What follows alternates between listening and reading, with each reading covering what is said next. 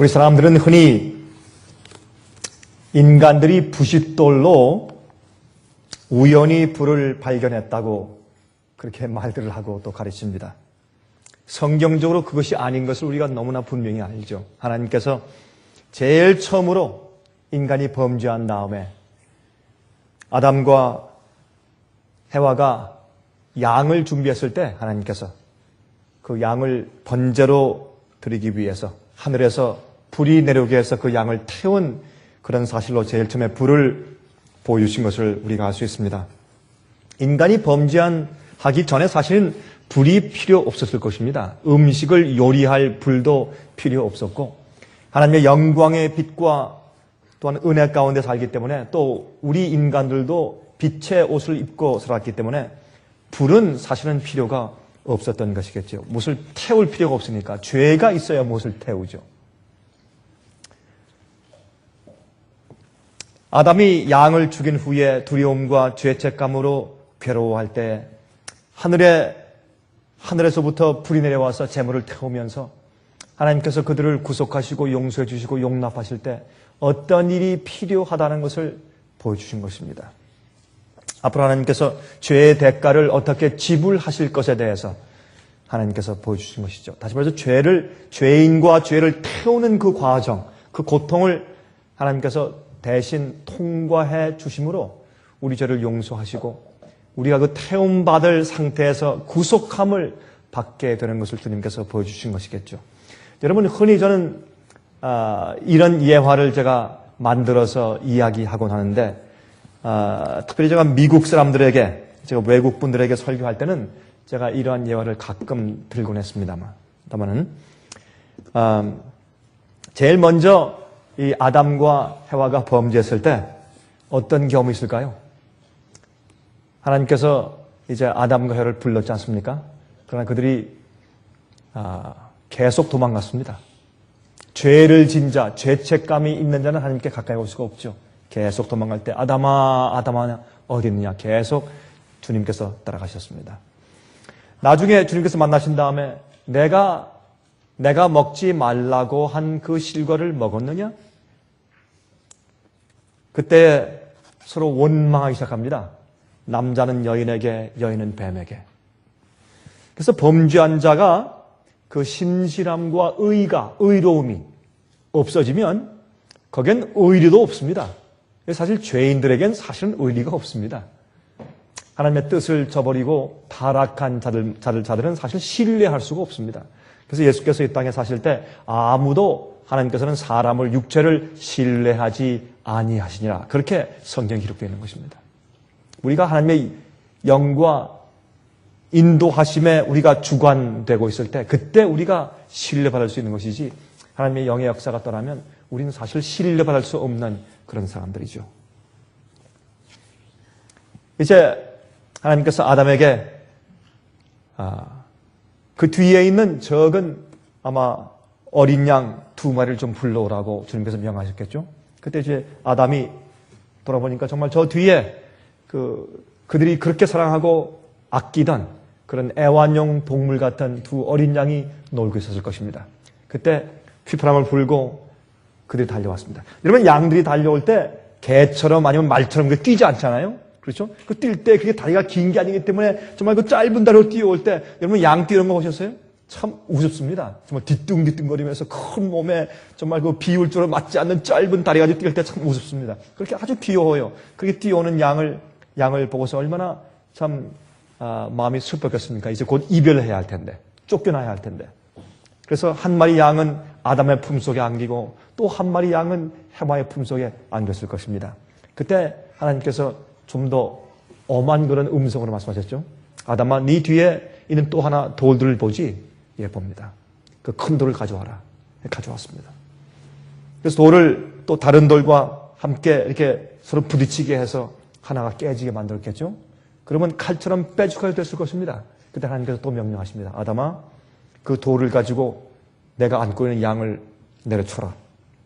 그때 그 아담이 참 이상하게 물었겠죠. 하나님, 그게 무슨 말씀이십니까? 저보고 이 양을 죽이란 말입니까? 그렇다. 양을 죽이라. 처음에는 주님의 명령이니까 하지만은 살살 쳤을 때, 좀 더 세게 쳤을 때, 좀 더 세게 내려치니까 그 힘센 아담의 손에 든 뾰족한 돌에 맞은 그 양이 바르르 떨면서 눈을 크게 뜨고 마치 이렇게 말하듯이 내가 무슨 잘못을 했어요?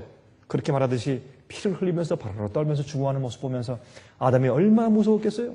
얼마나 두려웠겠어요? 처음으로 지금 죽음을 보는 것입니다. 처음으로 숨쉬는 동물이 생명이 끊어지는 무서운 광경을 보는 것입니다. 너무 두려웠고 너무나 안 됐어서 아담이 그 양을 땅에 내치면서 하나님, 우리가 주님의 계명을 어기고 범죄했기 때문에 이렇게 죽어간다는 것을 우리에게 보여주신 겁니까? 그때 하나님께서 말씀하기를 아니다 아담아, 너의 죄 때문에 그렇게 양이 죽은 것처럼 너의 죄 때문에 내가 앞으로 너의 후손 가운데 태어나서 내가 그렇게 죽임을 당할 것이다. 그 얘기를 들었을 때, 처음으로 구속의 경륜의 이야기를 들었을 때 아담과 해와의 마음이 어떠했겠어요? 얼마나 가슴이 아프고 얼마나 놀랐겠습니까? 무릎을 벌썩 꿇은 이 두 사람이 이렇게 아마 하나님께 외쳤겠죠? 그 말씀은 성경이 없지만은 아마 그렇게 됐을 것이라고 제가 상상을 하는 것입니다. 그때 하나님이시여, 제발 그리하지 마옵소서. 우리처럼 부족하고 우리처럼 가치 없는 인간을 그냥 죽게 하십시오. 어떻게 하나님께서 그런 고귀한 생명의 피를 흘리시고 우리를 구속하려고 하십니까? 그렇게 하지 마십시오, 하나님. 그때 예수님께서 이제 성막제를 통해서 하나님께서 설명하셨겠죠. 내가 너희를 어떻게 구원할 것이다 하는 설명을 쭉 해주셨겠죠. 그때 그 감동 때문에 아담과 하와는 다시는 주님의 뜻을 어기겠다는 마음을 가지지 못하게 된 것입니다. 그때 감동과 그 은혜 때문에. 그때 하나님께서 제일 처음에 이제 불을 보여주셨죠. 그래서 죽음을 당한 두 양을 제단 위에 올려놓고 불로 태워서 정말 죽게 하심으로 이제 우리 죄를 위해서 돌아가시는 예수님의 구속 십자가를 상징해서 보여주셨죠. 그런데 그 양을 태우기 전에 그 가죽을 벗겨서 그 가죽으로 가죽 옷을 해서 입히시니라라는 말씀이 성경에 기록되어 있는 것입니다. 그 가죽 옷을 얻기 위해서 동물이 죽었어야 되는 것을 우리가 이해하게 되는 것입니다. 그러므로 하나님의 불은 하나님의 용납하심을 상징합니다. 주님께서 그것을 인정하시고 용납하시는 것을 상징해요. 동시에 하나님의 불은 악인들을, 용납받지 못한 악인들은 태워서 자가 되어서 없애시는 것입니다. 여러분, 우리가 아벨의 제사 때 하나님께서 불로 그의 제물을 용납하신 것을 우리가 성경에서 읽습니다. 솔로몬의 성전 봉헌식 때 제일 처음에 기도할 때 하늘에서 불이 내려와서 번제단 위에 있는 번제물을 태웠습니다. 그것을 우리가 볼 수 있습니다. 또한 갈멜산 위에 엘리야의 제물을 태우신 하나님의 불. 그래서 성경에 나오는 하나님의 불은 하나님의 용납하심을 상징하는 것으로 기록되어 있는 것을 우리가 알 수 있습니다. 자, 이사야 4장 4절 좀 보겠습니다. 이사야 4장 4절을 보면 다음과 같은 말씀이 여기에 기록되어 있는 것을 볼 수가 있습니다. 시온의 4장 4절을 먼저 읽습니다. 이는 주께서 그 심판하는 영과 소멸하는 영으로 시온의 딸들의 더러움을 씻으시며 예루살렘의 피를 그 중에서 정결케 하실 때가 됩니다. 여기 보니까 하나님께서는 심판하시는 영과 소멸하시는 영이라.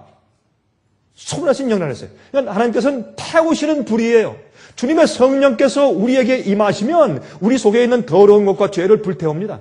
깨끗게 정결케 하시는 불 대신 소멸하는 영과 심판하는 영으로 성경이 주님께 대해서 기록한 것을 우리가 읽을 수 있습니다. 이사야 33장 14절입니다.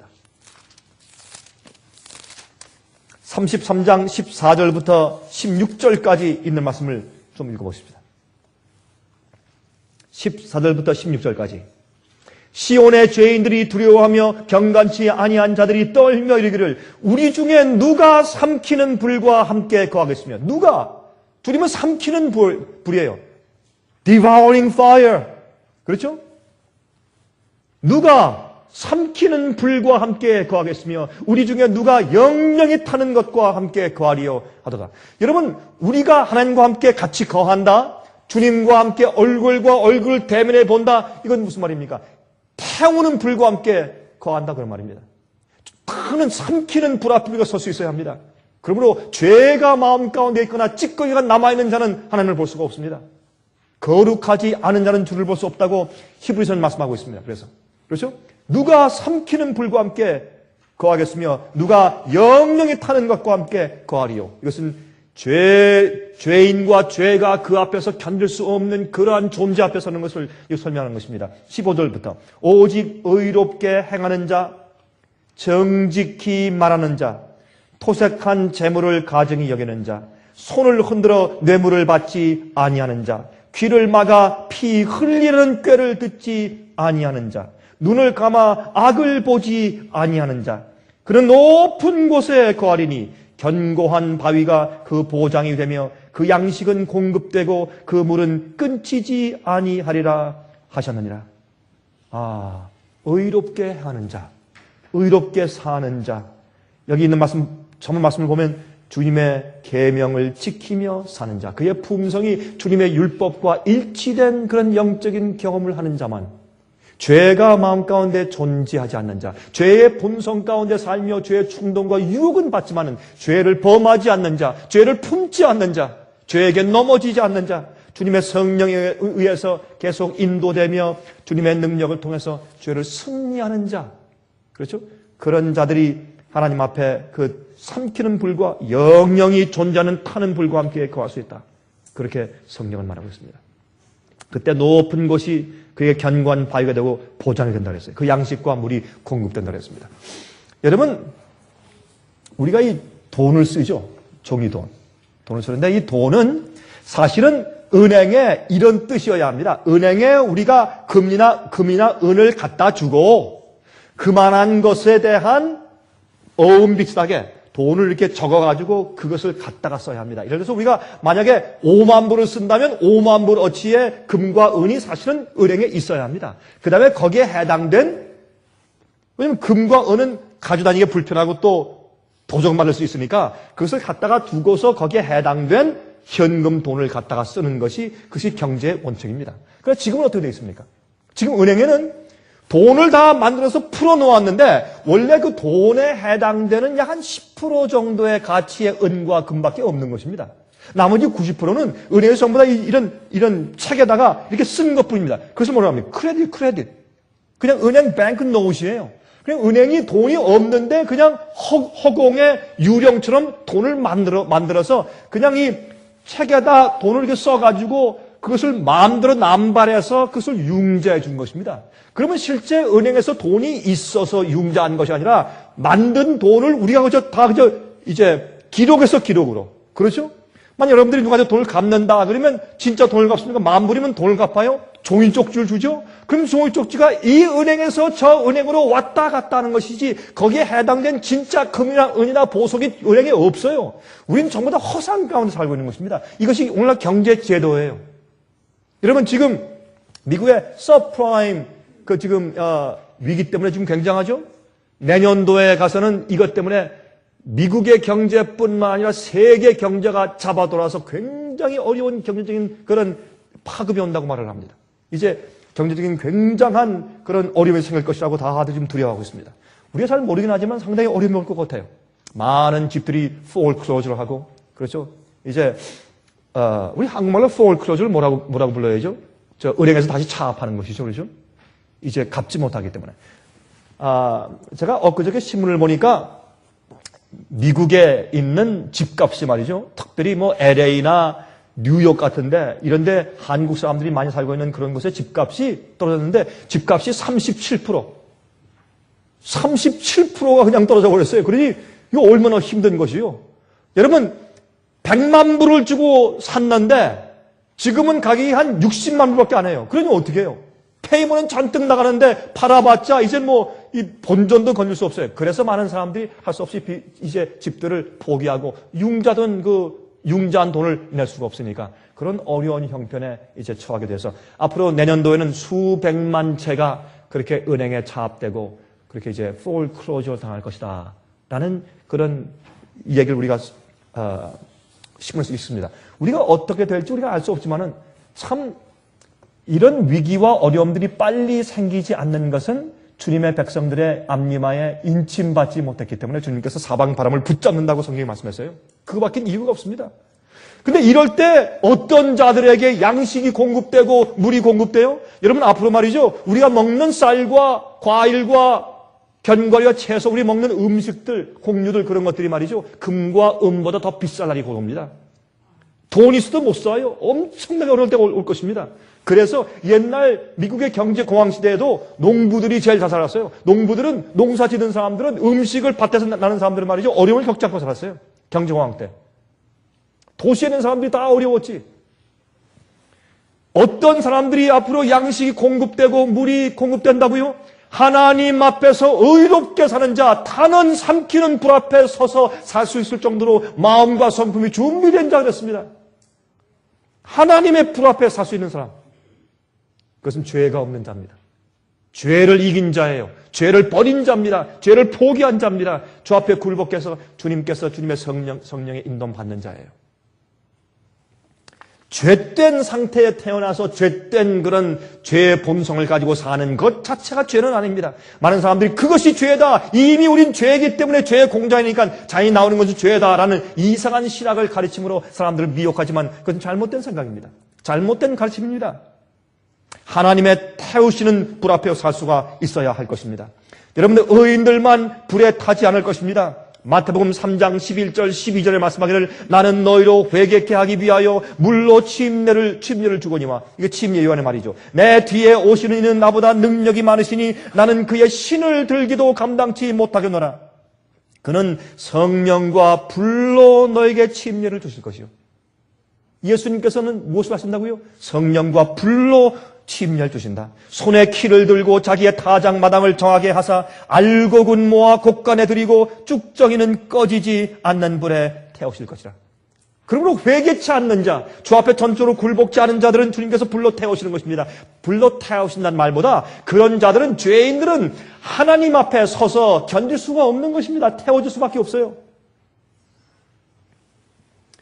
악인들이 불 속에서 영원히 타고 있을 것이라고 이해하는 잘못된 영원 지옥설 가르침은 잘못된 것입니다. 불의 목적이 영원한 것이죠. 태우고 태워서 더 이상 태울 것이 없을 때까지 타는 것입니다. 그래서 불의 목적이 영원한 불이에요. 그러나 다 태워지면, 재가 되면 불도 꺼지는 것입니다. 더 이상 태울 것이 없을 때 꺼지는 것입니다. 여러분, 죄의 문제가 해결된 자들, 탈 것이 없는 그런 상태가 된 자들만이 하나님의 불 속에서 영원히, 하나님의 불 앞에서, 태우시는 삼키는 불 앞에서 영원히 살 수가 있어요. 그것이 성경의 가르침입니다. 여러분, 모세가 무엇을 보았습니까? 시내산을 위해서 가시떨기나무에 타는 불을 보았죠. 그것은 예수님의 성육신을 상징해요. 여러분, 가시떨기나무는 우리의 타락한 이 육신, 이 몸을 상징해요. 그래서 법궤를 만들 때 무엇으로 만들었습니까? 가시떨기나무, 시띠나무. 여러분, 성경을 보면 시띠나무죠. 그렇죠? 여러분, 출애굽기 25장 보세요. 시띠나무로 만들어요. 시띠나무로.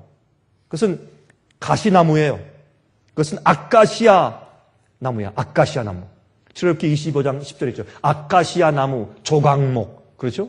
시띠나무. 그것으로 이제 법궤를 만들라. 여러분, 법궤는 영어로 ark죠. ark라는 뜻은 무슨 뜻이냐면 무엇을 담는다. 무엇을 담는 궤, 그런 뜻이에요. 무엇을 담아요? 그 속에 무엇이 있습니까? 하나님의 계명이 있어요. 그러므로 법궤는 예수님의 성육신을 상징하는데, 우리처럼 타락한 죄의 본성을 가진 인간의 육체 가운데 하나님이 임하셨어요. 주님께서 우리의 육신 가운데 임하셨는데 예수님의 마음속에 무엇을 담으셨어요? 하나님의 계명을 담으셨어요. 그것이 예수님의 성육신이고 예수님의 몸이고, 바로 그것이 법궤에 의해서 상징되었습니다. 그게 예수님의 육신이에요. 그래서 히브리서 10장 5절부터 7절에 말씀하기를, 그러므로 세상에 임하실 때 말씀하시되 하나님이 제사와 예물을 원치 아니하시고 오직 나를 위하여 한 몸을 예비하셨도다. 예수님께서 오실 때 아버지시여, 아버지께서 날 위해서 한 인간의 육체를 예비해 두셨습니다. 그것이 뭐예요? 조각목이요, 아카시아 나무요. 그것이 타락한 우리 인간의 육체요. 그 속에 오셨는데 어떻게 해요? 성령으로 임하셨어요. 하나님의 율법과 일치된 그런 마음과 성품을 가지고 사셨어요. 그게 예수님입니다. 전체와 번제함과 속죄의 죄는 기뻐하지 아니하시나니 이에 내가 말하기를 하나님이여 보시옵소서 두루마리 책에 나를 가리켜 기록한 것과 같이 하나님의 뜻을 행하러 왔나이다 하시니라. 내가 온 것은 이 인간의 가시나무와 같은 그 나무는 자연히 뭐예요? 남을 찌르는 아주 못생긴 그런 가시를 낼 수밖에 없는 나무요. 그 가시떨기 아카시아 나무 속에 들어오셔서 그 속에 무엇을 담으셨어요? 그 속에 십계명을 담으셨어요. 아버지의 뜻을 담으셨어요. 그게 예수님의 생애인데 그 아카시아 나무로 궤를 짠 다음에 그 위에 정금으로 입혔어요. 그것이 지성소의 법궤예요. 정금은 무엇을 상징합니까? 모든 더러운 찢기를 다 영광로 속에서 다 녹아내린 다음에 정결케 된 믿음이요. 시련을 통해서 준비된 믿음이 바로 무엇입니까? 금입니다. 금이에요. 예수님은 그런 분이요. 우리의 모본이지요.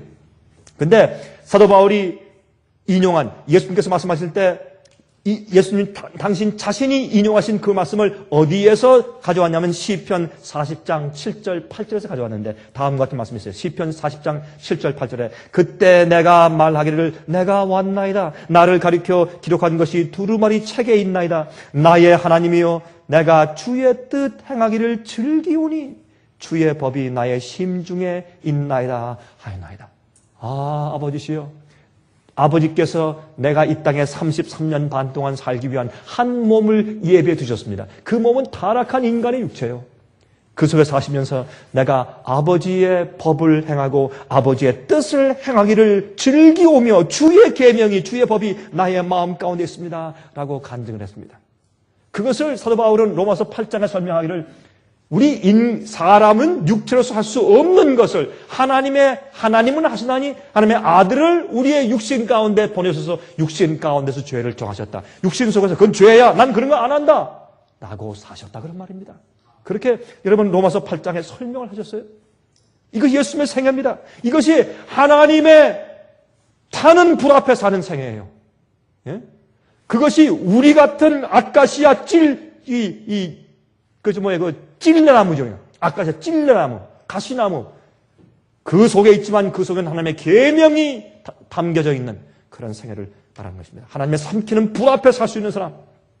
타락한 인간의 육체 속에 하나님의 뜻대로 사는 성품이 있고 하나님의 계명과 일치된 영이 거하고 있으므로 하나님의 영광의 불에 태워지지 않는 상태예요.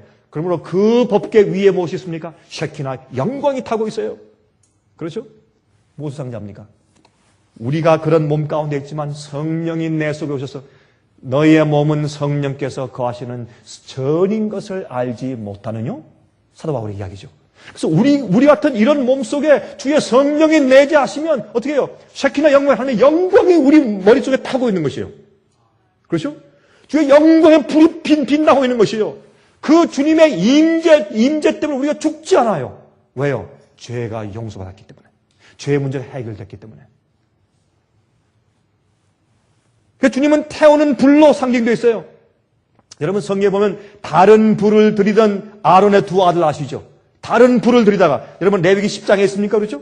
나답과 아비후가 다른 불을 들였어요. 여러분 그 불은 어떻게 했습니까? 여러분 그 제사장이 성소에 들어가서 분향단 앞에서 분향단에 향을 피울 때 분향단에 있는 그 향을 피우는 그 숯불은 그 불은 번제단에서 번제 그 양을 태우던 그 불을 갖다가 사용해야 합니다. 다른 불은 안 돼요. 예수 그리스도의 희생을 상징하는 거룩한 불을 갖다가 해야 돼요. 그런데 어떻게 했습니까? 나답과 아비후는 주의 말씀대로 하지 않냐고 부엌에서 아무런 불을 갖다가 썼어요. 그때 어떻게 했습니까? 지성소에서 하나님의 그 보좌 앞에서 불이 나와서 그들 태워 죽여버리고 말았어요. 죄인들은 삼키는 불 앞에 설 수가 없습니다. 죄인들은 타는 불 앞에서 존재할 수가 없어요. 그것이 하나님의 불이요. 성경은 이 말씀은 너무도 분명하게 설명하고 있는데 오늘은 어떻게 합니까? 주 앞에 설 수 있는 자들을 그 죄를 그대로 가지고 회개치 않고 포기하고 굴복지 않은 채로 그냥 오도록 하는 그런 가짜 복음이 세상과 교회를 채우고 있다 그 말입니다. 하나님의 불 앞에 설 수 있는 주님의 인정을 받은 사람들로 만드는 가르침을 가르쳐야 할 것입니다. 또한 여러분 광야에서 반역한 250명의 족장들을 어떻게 해요? 예? 하나님의 불이 내려와서 그들을 태웠어요. 아나니와 삽비라 성령의 불로 그들이 태움받아 죽었어요. 그렇죠? 성령을 속인 죄입니다. 여러분 이 뜨거운 다리미질, 우리가 다리미질 할 때 뜨겁지만은 우리 손을 대면 손이 타죠. 그러나 그것을 옷을 내릴 때 옷은 타지 않지만 옷에 있는 구겨진 구김살은 펴지잖아요. 마찬가지예요. 성령께서 우리 마음 가운데 거하시면 우리가 구겨진 잘못된 양심, 잘못된 성미, 성질머리예요. 성질머리. 잘못된 그 성질머리, 잘못된 것들, 이 죄의 습관으로 구겨진 것들을 성령께서 피세요. 잘 다리세요. 그럼 우리가 태워짐을 받지 않는 것이에요. 그 하나님의 불이에요. 성령의 역사요. 이런 경험을 지금 우리가 하지 않으면 나중에 진짜 불이 임할 때 우리가 주님의 불 앞에서 견딜 수가 없어요. 다 태워져 없어지는 것이에요. 그것이 악인들의 멸망입니다. 악인들의 멸망이에요. 지금 역사하시는 불 속에서 우리가 의롭게 되는 경험들이 있어야 합니다. 그래서 말라기 3장 2절과 3절 보시면 다음과 같은 말씀이 있죠. 그의 임하는 날을 누가 능히 당하며 그의 나타나는 때에 누가 능히 서리요. 그는 금을 연단하는 자의 불과 표백하는 자의 잿물과 같을 것이라. 그가 은을 연단하여 깨끗게 하는 자같이 앉아서 레위 자손을 깨끗게 하되 금은같이 그들을 연단하리니 그들이 의로운 잿물을 나 여호와께 드릴 것이라. 참 귀한 말씀이에요. 이게 어떤 말씀입니까? 은을 연단하는 자처럼 앉아서. 왜 앉아서예요? 급하지 않아요. 예? He takes his time. 앉아서. 언제까지? 그가 정결 될 때까지. 이런 경험 저런 경험을 통해서 이런 시험 저런 시험 유혹과 시련 통해서 그가 정결 될 때까지 앉아서 기다리시고 아주 조심스럽게 숙련된 공이 은을 정련하듯이 연단시키는 모습을 볼 수 있는 것입니다. 여러분 우리가 하나님의 그런 연단하시는 경험들을 합니까? 자주 하죠. 많이 하죠. 주님께서 우리 연단하시죠. 이런 모로 저런 모로 우리 연단해서. 여러분 10년 전보다 우리가 좀 나아졌습니까? 나아졌어요. 저도 나아진 것 같아요. 5년 전보다 나아진 것 같아요. 그렇죠? 우리가요, 뭐 똑같은 것도 사실 많이 나아졌어요. 왜요? 주님의 숙련공인 주님께서 성령을 통해서 우리를 태우시기 때문에. 이모저모로. 여러분, 우리가 부족해서 여전히 실수할지 모르지만 우리의 사상과 우리의 신앙관과 주님께 대한 개념과 우리의 믿음이 나아졌어요. 하나님께 대한 이해가 나아졌어요. 그렇죠? 은은 말이죠. 금보다 훨씬 더 뜨거운 불에 녹습니다. 찌꺼기를 다 녹아내리는 그런 역사 상징이에요. 여러분 정결케 한다는 표현은 성경 가운데 두 가지가 나오죠. 물로 씻는다, 불로 태운다. 그래서 침례요한은 나는 너에게 물로 침례를 주지만 내 뒤에 오시는 분은 내가 그분의 신발을 들기도 감당치 못할 텐데 그분은 너에게 불로 침례를 줄 것이다. 예수님은 불로 침례를 주시는 분. 그렇죠? 불로 태워야 모양까지 변해요. 물론 그저 겉으로 씻기만 해요. 그러나 그냥 있어요. 불로 태워야 돼요. 성령 태워서 없애버려야 돼요. 모양을 바꿔버려야 돼요. 모양을. 우리가 타고난 생김새가 아주 바꿔져 버려야 돼요. 아주. 그래서 아주 태워서 없애시는 그런 모습. 여러분이 빵을 구울 때 반죽할 땐 여러분 제가 기억납니다. 제가 어릴 때 이제 우리 집에서 이제 수제비 만들거나 국수를 만들고 옛날엔 참 가난할 때 수제비 많이 먹었죠. 수제비. 요즘에 수제비 말이죠. 요즘 사람은 수제비를 잘 못 만드는 것 같아요. 옛날에 우리 가난할 때 먹을 때 수제비 잘 만들었어요. 그 수제비 만들 때 어떻게 해요? 이제 반죽을 해가지고 다 잘라가지고 또 좀 만두 피 만드시지 조그맣게 만들어서 그걸 또 펴요. 저도 많이 했어요. 이렇게 쭉 펴서 얇게 만들어가지고 얇게 그걸 집어넣으면 수제비가 얼마나 맛있는지 몰라요. 입에 삭삭 녹죠. 요즘엔 수제비를 만들 때 두껍게 그냥 띄워놓으니까 맛이 없어요. 얇게 느리고 해야 돼. 제가 그거 할 때 지금도 기억나는데 이제 수제비나 그 국수 만드는 날에는 제가 이제 이 조각품 만드는 날이죠. 이게 갖다가 꽃도 만들고 뭐 짐승도 만들고 큰 장난하고 이제 그런 때인데 여러분 반죽 때는 얼마든지 모양을 바꿀 수 있어요. 근데 빵을 만들면 반죽된 모양을 바꾸지만은 그러나 일단 어떤 모양을 만들어서 구워낸 다음에 불을 통과하면 안 변해요. 그게 불이요. 성령의 역사가 한번 우리 삶 가운데 지나가면 더 이상 변하잖아요. 그 모양이 싹 돼버려요. 그게 거듭난 그리스도인이고 성령에 의해서 인도함 받는 그리스도인이에요. 노양이 안 되네요. 여러분 넘어지거나 곤두박질 할 수 있을지 모르지만 그러나 그의 생활의 패턴과 철학과 믿음과 개념과 가치관 이런 절대 변하잖아요. 한번 태움을 받은 사람들은. 그래서 요한일서 3장 2절 3절의 말씀하기를 사랑하는 자들아 우리가 지금은 하나님의 자녀라 장래에 어떻게 될 것은 아직 나타나지 아니하였으나 그가 나타내심이 되면 우리가 그와 같을 줄을 아는 것은 그의 계신 그대로 볼 것을 인하매니 주를 향하여 이 소망을 가진 자마다 그의 깨끗하심과 같이 자기를 깨끗하게 하느니라. 하나님의 깨끗하심과 같이 자기를 깨끗하게 한다. 이것은 불로만 가능해요. 물로 씻어서 가능하잖아요. 우리 마음속에는 속속 알알이 들어있는 모든 것들을 다 솎아내고 태워내는 성령의 불로만 그렇게 깨끗하게 될 수 있습니다. 나중에 보면 주님과 내가 닮았네 이렇게 될 것이라고 말씀하셨습니다. 여러분 요한 웨슬레는 그 유명한 요한 웨슬레는 다음과 같이 말했습니다. 정결케 하시는 불이시여 내 마음 모든 곳을 지나가시어 내 영혼 속을 비추시고 당신의 생명 속속들이 보내시오 나를 정케 하소서 온전히 거룩케 하소서라고 시를 썼어요. 그의 말이 맞습니다. 우리의 마음속에 구석구석 모든 것을 주의 성령으로 지나가게 하시고 그 불로 정결케 하셔서 내 영혼을 비추시고 하나님의 생명을 우리 속에 속속들이 보내주셔서 정결케 하십시오. 거룩하게 하십시오. 여러분 이 요한 웨슬레는 그가 옥스퍼드 대학에서 홀리 클럽, 거룩한 신성 클럽을 만들어서 그는 경건의 부운동과 그 정결 운동을 시작한 사람입니다. 그래서 침례 요한은 예수님을 성령의 불에 침례를 주신 분으로 설명했습니다. 예수님은 한 번도 누구를 물로 이 땅에서 침례를 한 번도 주신 적이 없어요. 왜? 주님은 불로 침례를 주시고 성령을 주시는 분이기 때문에 물로 침례를 주신 적이 없어요. 아무도 예수님께 침례 받은 적 없어요. 예수님은 불로 침례를 주신 분이세요. 그래서 누가복음 12장 49절에 말씀하기를 내가 불을 땅에 던지러 왔노니 이 불이 이미 붙었으면 내가 무엇을 하리요? 주님은 이 땅에 불을 던지러 왔어요. 사람들의 마음 가운데 불을 던져요. 그 불을 받는 자는 불로 태워짐 받고 또 정결케 되고 거절한 자는 나중에 불에 의해서 완전히 태워져서 멸망당해요. 이 땅에 불을 던지러 왔다고 예수께서 말씀하셨어요. 물로 씻는 것은 외부적입니다. 계속해서 씻어야 돼요. 그러나 불로 태우는 것은 속까지 다 정결케 하는 것입니다. 한 번 하면 돼요. 속 깊이 숨어있는 것들까지 다 태웁니다. 그래서 고린도전서 3장 13절을 말씀하기를 각각 공력이 나타날 터인데 그 날이 공력을 밝히시리니 이는 불로 나타내고 그 불이 각 사람의 공력이 어떠한 것을 시험할 것이라 그랬어요. 불로 모든 공력을 전부 하나님께서 시험하실 때가 온다. 그렇게 말씀을 하였습니다. 불로. 베드로후서 3장 10절부터 14절 보시면 다음과 같이 말씀되어 있죠. 그러나 주의 날이 도적같이 오리니 그 날에는 하늘이 큰 소리로 떠나가고 체질이 뜨거운 불에 풀어지고 땅과 그 중에 있는 모든 일이 드러날 것이로다.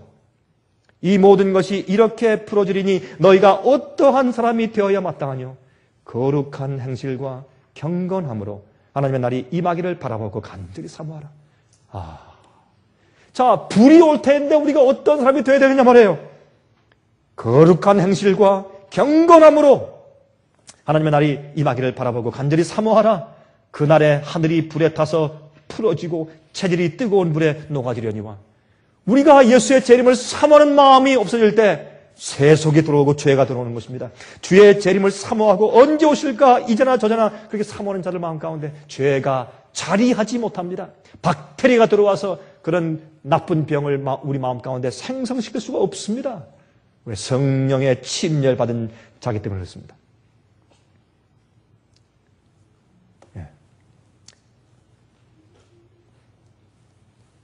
13절부터 우리는 그의 약속대로 의에 거하는 바 새하늘과 새 땅을 바라보도다. 그러므로 사랑하는 자들아 너희가 이것을 바라보나니 주 앞에서 점도 없고 흠도 없이 평강 가운데 나타나기를 힘쓰라. 여러분 우리는 많은 경우에 말이죠. 우리 행동 반경에 있는 것만 생각을 많이 하지만 우리 마음속에 있는 생각들 철학들, 가치관들, 내가 왜 사는가 하는 생각들, 소원들, 동기들, 이런 거 생각을 안 하고 항상 우리 그 주위에 있는 우리의 행동거지, 우리의 행동의 반경만 생각해요. 그러나 성령이 지나간 다음에 내 속에 생기는 인생관, 왜 사는가, 철학, 사상, 믿음, 개념, 가치관, 그게 훨씬 더 중요하죠. 어떤 의미에서. 여러분, 침례는 헬라말로 밥티즘입니다. 밥티즘. 헬라말로 밥티조. 이 밥티조라는 말은 잠근다, 묻는다, 그런 뜻입니다. 묻지다. 이건 죽음과 굴복을 상징해요. 내 옛사람을 묻어야 돼요. 무덤 속에. 장사 지내야 돼요. 생각 구조와 인생의 동기 자체가 바뀌어버려야 돼요. 사는 게 바뀌어버려야 돼요. 내가 왜 사는가? 바뀌어버려야 돼요, 완전히. 하나님의 뜻에 완전히 굴복해야 돼요. 생각하고 계획하는 것이 바뀌어야 돼요. 여러분, 어떤 사람과 대화하면요, 그리스도인인데 대화하면 그 사람은 장사꾼이기 때문에 꼭 모든 것을 장사하는 그런 이익과 손해 계산으로만 그렇게 생각을 해서 그렇게 판단해요. 저하고 얘기할 때 목사님 그거 이렇게 됩니다 할 때 보면 전부 다 이해 타산으로만 얘기하는 사람들이 있어요. 그거 바꿔야 돼요. 하나님의 사상으로 바꿔야 돼요. 하나님의 가치관으로 바꿔야 돼요. 그게 더 중요해요. 그게 더 중요해요. 그러므로 불로 인치는 것은 완전케 되는 것이죠. 불로 태워서 정결케 한 다음에 새로운 모습으로 아주 만드는 것이죠. 불로 구워내면 다시는 그 모습이 변치 않는 것입니다. 반죽은 변형될 수 있지만 한 번 구워낸 빵은 바뀌지 않는 것처럼 말이죠. 그게 인침입니다. 인침. 성령으로 구워내면 우리가 거기에 완전히 인쳐지면 아주 고정되죠. 그 모양이. 우리 성품이 변하지 않는 것입니다. 인침은 진리에 안착되어서 더 이상 움직이지 않게 고정되는 것을 인침받는다. 그렇죠? 딱 인을 치고 고정해서 싸는 것이죠. 상품화 시키는 것이죠. 주님께서 내놓을 수 있도록. 그런데 여러분, 히브리서 말이죠. 히브리서 6장 4절부터 8절까지 보시면 이런 말씀이 있죠. 이 말씀 때문에 종종 어떤 분들이 전화가 와서 이메일로 아니면 편지로 직접 만나서 저에게 질문을 하는데, 꽤 많이 제가 질문을 많이 받는 것 가운데 하나가 바로 이 말씀인데, 이렇게 말씀드렸습니다. 히브리 6장 4절부터 8절. 가끔 이 말씀은 우리 마음 가운데 좀 혼돈을 주죠. 무엇입니까? 한 번 비침을 얻고 하늘의 은사를 맛보고 성령을 받았죠. 성령의 불의 경험을 했습니다. 그 다음에 성령에 참여한 바 되고 하나님의 선한 말씀과 내세 능력을 맛보고 타락한 자들은 어떻게 해요? 다시 새롭게 하여 회개케 할 수 없나니. 끝났어요. 참 두려운 얘기죠. 끝났어요. 한번 성령을 받고 한번 개심하고 한번 다 완전 그런 경험을 했는데 어떻게 해요 이젠? 예? 그렇게 성령의 은혜를 맛보고 내세 능력을 맛본 다음에 성령의 불의 경험을 맛보고 다 태워주는 경험을 맛봤는데 그 다음에 타락한 자들은 어떻게 해요? 새롭게 하여서 회개할 수 없다? 여러분, 이게 무슨 말씀입니까? 이건 두려운 얘기예요. 이것은 은혜의 시간이 끝나는 것을 말합니다. 이 말씀이 히브리서 6장에 되어 있고 10장에 되어 있어요. 이 말씀을 가지고 어떤 분들은 가끔 저한테 질문합니다. 목사님, 이 말씀이 저에게 해당되는 것 같은데요. 저에게 계속 희망이 있습니까? 주님, 어떻게 해야 됩니까? 저는 한번 주님을 잘 믿고 성령의 은혜를 받았다가 난 주님께 돌아갔던 사람입니다. 내가 돌아왔지만 이제 마음 가운데 그런 은혜가 없습니다. 내가 은혜 시간이 끝났습니까? 이제 희망이 없는 것입니까? 예, 그런 경험한 사람들이 있어요. 그러나 이것은 그것을 말하는 것이 아닙니다. 이것은 그 뒤에 있는 말씀 보면 이는 자기가 하나님의 아들을 다시 십자가에 못 박아 현저히 욕을 보임이라. 다시 말해서 그는 의도적으로 주님을 부인했어요. 이제 성령께서 역사하신 그 뜨거운 경험이 있었지만 이제는 성령의 역사를 거절했습니다. 자기가 마음이 완악하게 되었습니다. 돌아섰습니다. 이제는 일부러 주님의 역사와 구원의 능력을 부인합니다. 그렇죠? 그런 경험에 나아간 자들 말하는 것입니다. 그 뒤에 이제 말씀한 것처럼 다시 십자가에 주님 못 박아서 현재의 욕을 보임이라. 이것은 실수와 연약해서 넘어지는 것을 말하는 것이 아닙니다. 이것은 믿음과 자기 영적인 경험을 부인하는 경험으로 나가는 것을 말합니다. 여러분, 이것은 두려운 것입니다. 주님께서 이제 성령을 부으실 때 조심하시는 것이 늦은 비에 큰 성령 능력을 한꺼번에 주시지 않는 이유는 그렇게 했다가 그것을 거절하면 더 이상 더 크게 그들을 회개시키거나 감동할 그런 성령의 능력이 더 이상 없기 때문에 밝은 능력과 밝은 빛을 주시길 어떤 날 주님께서 주저하시는 것입니다. 왜? 그것이 그 사람의 마지막 은혜의 시기가 될 것이기 때문에. 이 말씀은 계속해서 말합니다. 땅이 그 위에 자주 내리는 비를 흡수하여 밭가는 자들의 쓰기에 합당한 채소를 내면 하나님께 복을 받고, 만일 가시와 엉겅퀴를 내면 버림을 당하고 저주함에 가까워 그 마지막은 불사람이 되리라. 여러분이시여, 성령의 은혜를 받으십시오. 성령의 은혜를 받는 걸 두려워하십시오. 성령께서 역사하시는 것을 우습게 생각하지 마십시오. 우리는 성령의 은혜를 어떻게 받느냐에 따라서 내 속에 채소를 내느냐, 비를 받고 채소를 내느냐, 아니면 남을 찌르는 엉겅퀴와 가시를 내느냐, 어떤 성품이 내 속에서 꼴겨주는가. 똑같은 성령 감동을 받지만은 내가 받는 그 내 태도에 따라서 성령의 불이 내 속을 정결케 하든지, 아니면 내가 악한 사람으로 분류되어서 나중에 마지막에 불에 의해서 불사름 당하는 경험 가운데 들어가는 것입니다. 여러분, 하나님의 삼키는 태우는 불 앞에 서는 것을 두려워하십시오. 함부로 생각지 마십시오.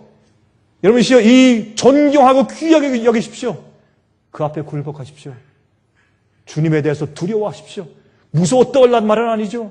우리가 두려워하는 마음이 있어야 하면 경외하는 마음이 있어야 할 것입니다.